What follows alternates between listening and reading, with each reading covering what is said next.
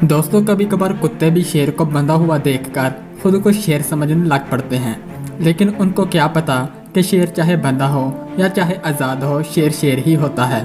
इस वीडियो में आप देख सकते हैं कि कैसे एक कुत्ता एक बंधे हुए शेर पर हमले कर रहा है, लेकिन जो आगे इस कुत्ते के साथ होने वाला है वो आप भी देखिए।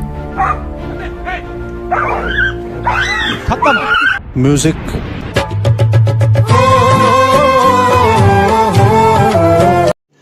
रुको जरा, सब्र करो।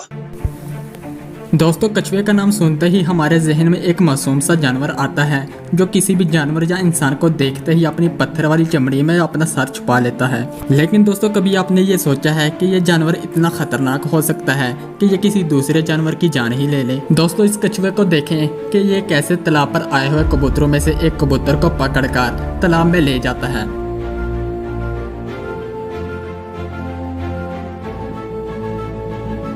दोस्तों कछुए के इस सीन को देखकर मैं तो यही कहूँगा, अरे